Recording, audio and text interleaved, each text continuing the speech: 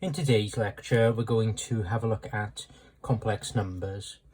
Now, complex numbers is a bit of a strange concept to pick up initially. It's widely used in mathematics, particularly in electrical engineering and electronics. It's also used in software development and finance and various other applications. Okay, so we're going to have a look at, in this video particularly, how they arise and also the manipulation of complex numbers. Okay, so first of all then, we have a very familiar site. We have a quadratic equation here, x squared minus 6x plus 13. So complex numbers can arise from solving quadratic equations, as I probably mentioned in the quadratic equation video. So how do they arise? Well, let's try and solve this equation then. So we've got x squared minus 6x plus 13 equals 0. If we try to use the quadratic formula to solve this then, so remember what it is, x is equals to minus b plus or minus the square root of b squared minus 4ac over 2a. So let's substitute these numbers in. Remember, a, b and c are these coefficients here. So we've got minus 6 plus or minus the square root of minus 6 squared minus 4 times 1 times 13. Okay, so those are the coefficients in the top there, divided by 2a, so 2 times 1. Okay, and what do we get then if we work these numbers out? So minus 6 is positive 6. Inside this square root we have 36 minus 52 divided by 2, and that leaves us then with x is equals to 6 plus or minus root minus 16 over 2. Now, we've got a problem here, haven't we? Because if you look at this square root, the discriminant here, you'll see we've got a minus number underneath this square root. And of course, we can't take a square root of a negative number. Okay, put that in a calculator and it will explode in your hands. Not really, hopefully. So, I mean, remember what a square root is asking us to work out. It's asking us which number do we multiply by itself in order to get the number that's underneath this square root. And of course, we can't multiply any number by itself and get a negative, can we? We can only multiply a positive by a negative to get a negative. 2 positives will give a positive number under here, and 2 negatives will give a positive under here as well. Okay, so we can't take a square root of a negative number until now. So this is where complex numbers comes in. Normally, when we're trying to find these roots to this quadratic equation, we would have a positive under here, of course, and that would then mean that we have 2 roots to that equation. And remember, if it's a 0, you've got 1 root. If we've got a negative under here, we have what we call complex roots. Okay, now how do we get to these complex roots? Well, let's take a look. So if I write that line down again then, so what did we have? We had x is equals to 6 plus or minus the square root of minus 16 over 2. Okay, so this is where we were at. Now, how do we take this square root of minus 16 then? Well, we need to introduce something extremely important and integral to complex numbers now. We need to think of how we can represent the square root of minus 1. Okay, so the square root of minus 1, of course, we couldn't do this on a calculator and get normal numbers. In terms of complex numbers, sometimes called imaginary numbers, we can say that the square root of -1 is equals to j, okay? Or, quite commonly, you'll see it written as I, okay? So the square root of -1 is equals to j or I. This is what we call the imaginary part of a complex number, okay? I tend to use j's. It doesn't matter which one you use, of course. I tend to use j's. Remember I said that it's used in electronic engineering and electronics in general quite commonly. And of course I is current in electronics. So just in case there's any confusion between the two, when they do both crop up in electronics, I tend to use J. Okay, but it doesn't make any difference. Quite commonly you do see people use I, probably more than using J actually, but I've always used J, so we'll carry on in that fashion. Right, so how does this help us then with our equation here? Because remember what the issue is here now is we have a square root of -16. Now of course underneath this square root we could rewrite this as -1 times 16, and of course the 2 is on the bottom there. So underneath the square root, yeah, -16 is -1 times 16. Haven't changed anything there. And of course when you've got terms multiplied underneath the square root, we can split them up then into multiple square roots. Okay, so we've got the square root of -1 multiplied by the square root of 16. Okay, so it's looking a little bit more promising now. Of course, we've got a square root of 16 here, and we can work that out on a calculator. Square root of -1, we know now, is equals to a term called j, and we can work out what these roots are.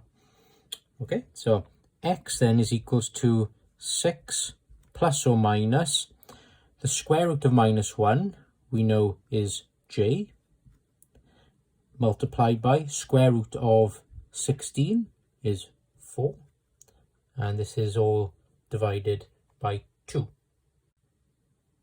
And if we start to then sort out the algebra behind this, we have x is equals to 6 plus or minus j times 4, of course, is 4j over 2. And now we would solve this as normal in terms of finding two roots to this quadratic equation. We would split this up into 2.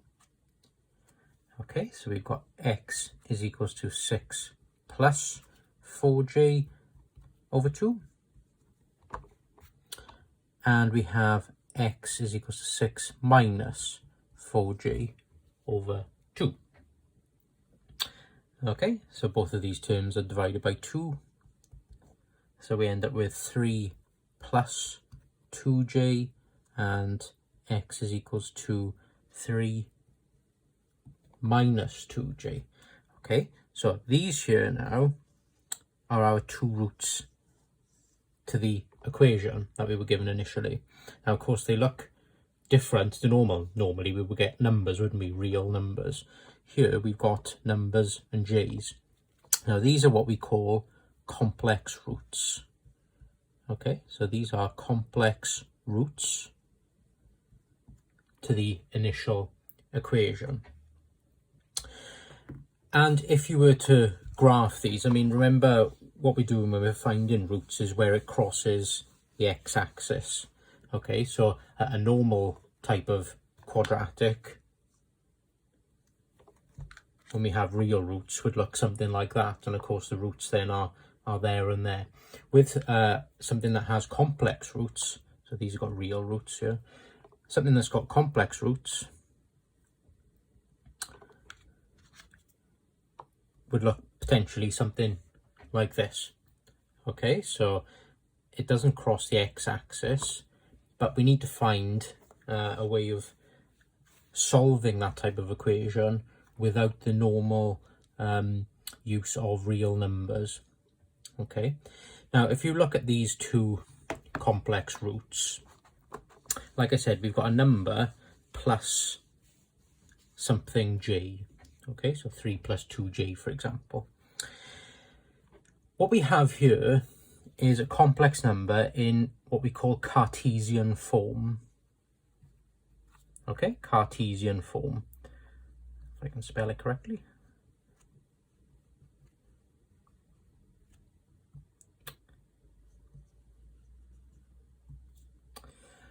Okay, so this complex number here is what we call Cartesian form. So it will always look something like this.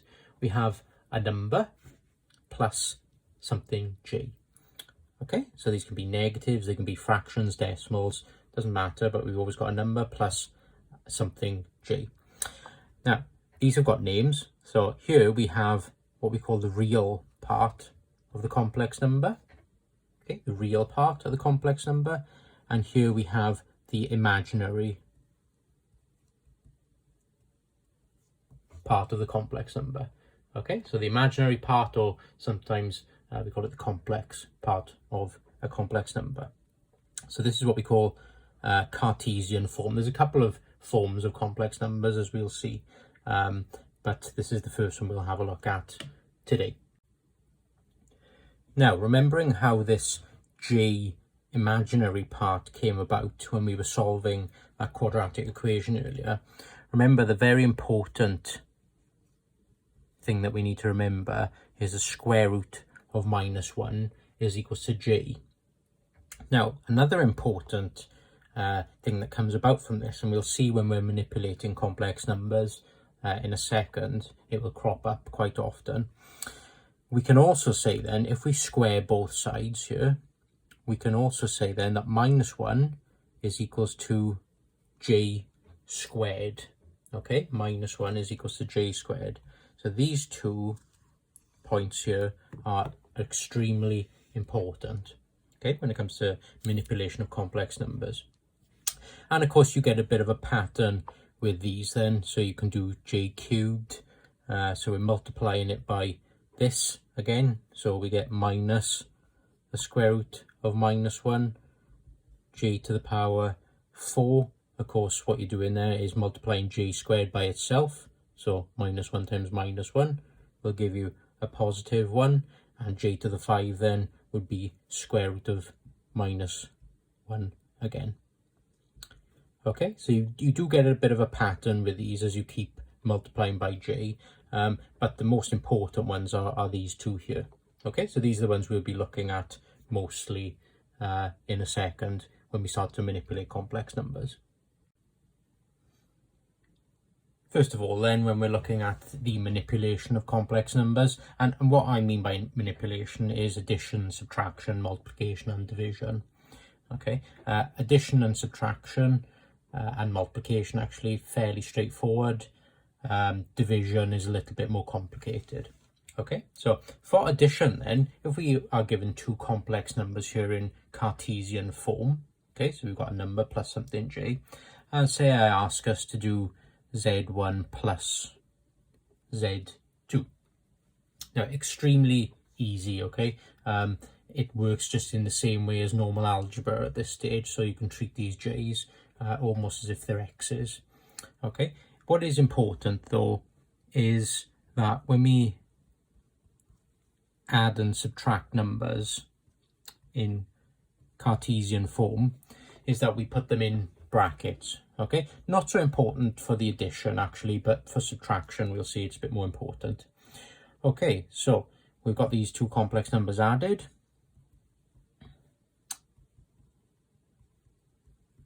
And what we do then, add the real parts, add the imaginary parts. Okay, as easy as that. So 2 plus 3 is 5. 5j minus 2j will give you 3j. Okay, so we've added those 2 complex numbers in Cartesian form. It's as easy as that. For subtraction, I'm sure you can see what's coming here.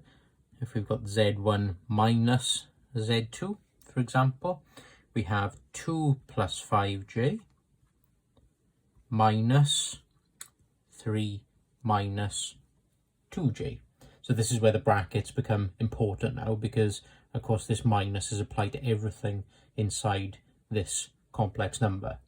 Yes, so a common mistake I see is that people will just put minus and leave the bracket out, and of course then that just looks like -3, -2j, and you don't think anything of it, but of course it's applied to everything inside this complex number.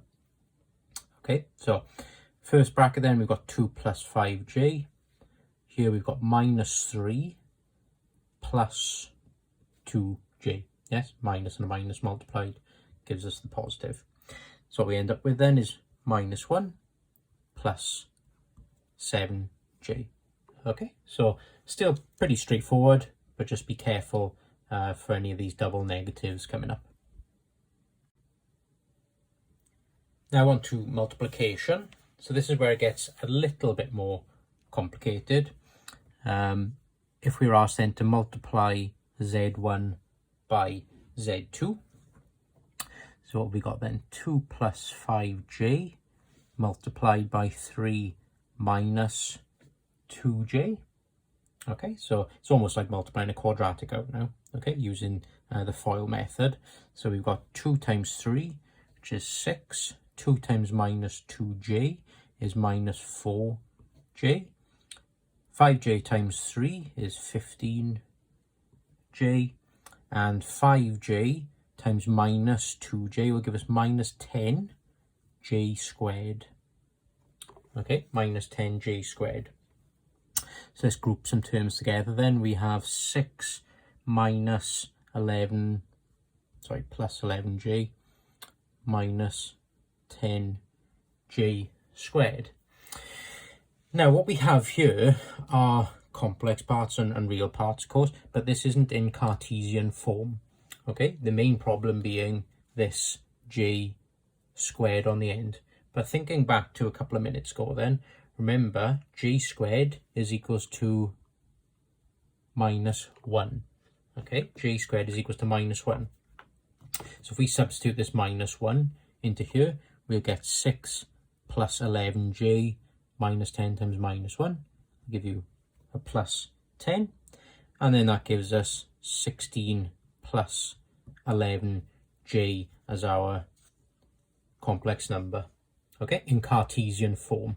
Okay, so it's very important that you get rid of any higher powers of j. We just want the real part here, which is a number, and we want the imaginary part, which is a number times j. Okay, so always important that we get rid of that j squared. Let's have a look at another multiplication one then. So slightly more complicated. We've got 3 complex numbers here. We want to multiply all these together.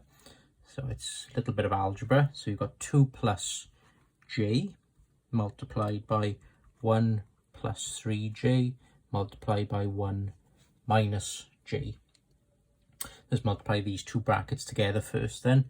So what have we got? 2 plus 6j plus j plus 3j squared, and that's multiplied by 1 minus j. Let's see what we can group together here then. So we've got 3 times j squared, so it's 3 times -1 gives us -3. Added to the 2 there, we get -1. 6j plus j is 7j, and of course that's multiplied by this bracket here. Now let's multiply these out. So we've got -1 plus j plus 7j minus 7j squared, and of course now again j squared is equals to -1, so that turns this to a plus 7, yes, a positive 7. Add that onto the -1, that'll give us a 6, and j plus 7j will give us 8j. Okay, so we multiply 3 together there, but we still end up with a complex number in Cartesian form with a real part and an imaginary part. Let's now have a look at division then of complex numbers in Cartesian form. This is probably the hardest type of manipulation you can do on complex numbers, It's slightly more long-winded than the multiplication and subtraction and addition that we've seen so far. Now, in order to divide complex numbers in Cartesian form, we need to first have a look at something called a conjugate of a complex number. Okay, a conjugate of a complex number. So it's really straightforward, but it's something that we need to have a look at. So if we have a complex number, for example, let's say z is equals to 2 minus 9j. Okay, z equals 2 minus 9j. The conjugate of this complex number, which is denoted by this, okay, so z with a bar on the top, is equals to the following.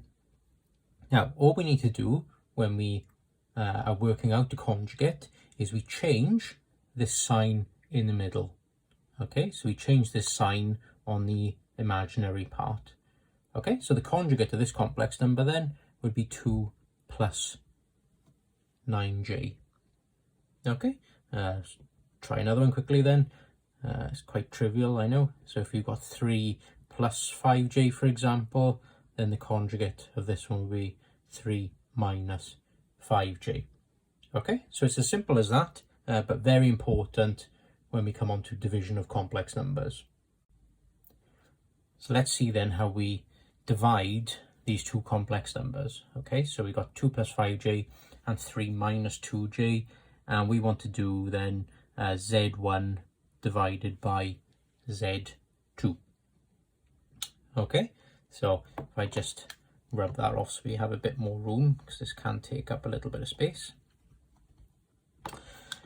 So we've got 2 plus 5j then divided by 3 minus 2j.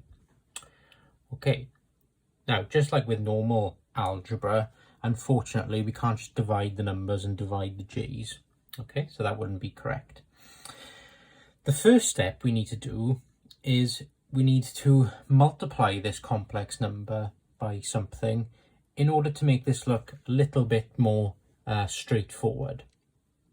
Okay, now the idea behind the division of complex numbers is ideally what we want to have is one term on the bottom.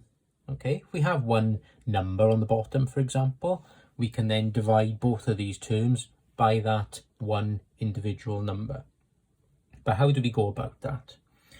Well, what we need to do is we multiply the top and bottom of this fraction by the conjugate of the bottom. Okay, so the conjugate of the bottom. Now remember what the conjugate of this would be. We just change the sign in the middle here. So we multiply the top and bottom by the conjugate of the bottom. And of course, in doing this, we're not actually changing this, are we? Because we couldn't just multiply this by any old number, because then we would change the complex number that we've got. But here, of course, we're dividing we're multiplying this complex number by something divided by itself. And of course, what is anything divided by itself? 1. So essentially, we're multiplying this by 1. So we're not changing this term here, this fraction here. We're just making it look slightly different. Okay, so we're multiplying the top and bottom by the conjugate of the bottom. So that's always the first step when you're dividing complex numbers in Cartesian form. And of course, now it ends up being mostly multiplication. Okay, so on the top we've got this. Remember, when you multiply fractions together, you multiply the tops and multiply the bottoms. So what do we end up with then? If we multiply the top first, we get 6 plus 4j plus 15j plus 10j squared, and that's divided by 9 plus 6j minus 6j minus 4j squared. Now, if you notice on the bottom, something is going to happen. If you look at these j terms here, they will cancel. Okay, now this will always happen when you multiply by the conjugate of the bottom. Okay, so this 6j and this 6j will cancel out. Now, if you remember, what I said earlier is that the aim is to try and get this so you've got just a number on the bottom. Now, of course, looking at the terms we've got left on the bottom here now, we have a number. We also have something j squared. Okay, so we've got minus 4j squared. Now, of course, we know what j squared is equals to minus 1.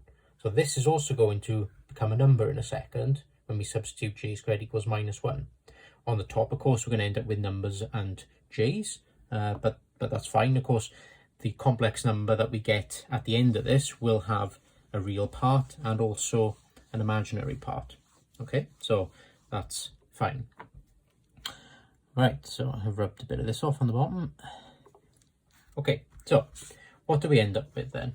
Well, of course, on the top then we've got 6 plus 19j. And 10j squared, so j squared is minus 1. So we end up with minus 10. And on the bottom, we have 9. So minus 4 times minus 1 is going to give us a plus 4. We've got 9 plus 4. On the top then, we've got minus 4 plus 19j. On the bottom, we've got 13. Okay, so now it's looking good. We've got two terms on the top multiplied by an individual number on the bottom. So we can split this up then into a real and an imaginary part. Okay, so we've got minus 4 over 13 plus 19 over 13j. And this then is our complex number after dividing those two complex numbers earlier. Okay, you could leave it like this if you want to in this factorized version, but generally you'd like to see a real part and an imaginary part separately, and this is a bit more important later on. We'll see when we start to draw complex numbers out on a particular diagram. Okay, so it's always nice to see them separate. Let's take a look at another example then of dividing two complex numbers. So here we've got then 5 plus 6j divided by 2 minus 3j. So remember, first step, multiply the top and bottom by the conjugate of the bottom. So the conjugate of the bottom is going to be 2 plus 3j. And then we multiply these across. So we've got 5 plus 6j times 2 plus 3j divided by 2 minus 3j multiplied by 2 plus 3j. Okay, let's multiply these out. So what do we get? 10 plus 15j plus 12j plus 18j squared. That's divided by 4 plus 6j minus 6j minus 9j squared. So remember now, we always get this pattern that the j's cancel on the bottom. So that will always happen. If it doesn't happen, you've gone wrong somewhere. Okay, so something will always cancel on the bottom. So on the top then, we're left with 10 plus 27j. And of course, j squared is minus 1, so we've got minus 18. And that is all divided by then 4. Now we've got minus 9 times minus 1 here. J squared is minus 1. So we've got plus 9. Okay, so on the bottom then we've got 4 plus 9. So in the last example we had 13 on the bottom as well. So that's just a coincidence. Okay, it doesn't always happen, obviously. On the top then, we've got minus 8 plus 27j. Yes, so 10 minus 18 gives us the minus 8. And that's all divided by 13. Therefore, our complex number is minus 8 over 13 plus 27 over 13 g. Okay, so there's another two complex numbers divided. So that's the manipulation of complex numbers. Then hopefully you can see that manipulation of complex numbers in Cartesian form is fairly straightforward. Division is a little bit more involved with finding the conjugate of a complex number first, and there's a bit more algebra to it. But hopefully you agree that it's fairly straightforward and it's pretty much basic algebra. Now, if we were given something like this, for example, so 2 plus 3j squared, going back to multiplication of complex numbers in Cartesian form, again, hopefully you would agree that this is fairly straightforward. Yes, so we would multiply this by itself, and what do we get then? 4 plus 6j plus 6j plus 9j squared. So that's 4 plus 12j minus 9, and that would give us minus 5 plus 12j. Okay, so nice and easy. We've just multiplied a bracket by itself. The problem arises if we're given a higher power. Okay, so, you know, arguably it's quite nice if you had, say, 2 plus 3j cubed. You would just multiply this again by 2 plus 3j, or even to the power 4. That would be not too bad either. It would still take a lot of time, but you know, you could do it algebraically. But say we were given something like this, 2 plus 3j to the power 14. Now, of course, you could do this algebraically. It would take a long time. But it is possible. But there is a quicker way of doing a calculation like this with complex numbers. But we need to have a look at a different form of complex number. Okay, so we've seen Cartesian, haven't we? So Cartesian looks something like this. We need to have a look at now something called polar form. Okay, polar form.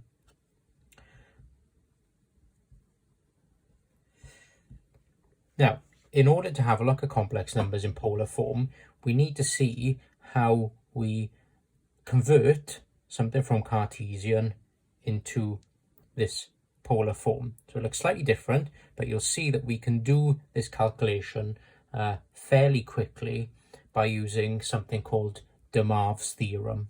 Okay, de Moivre's theorem. And we'll have a look at polar form in the next video.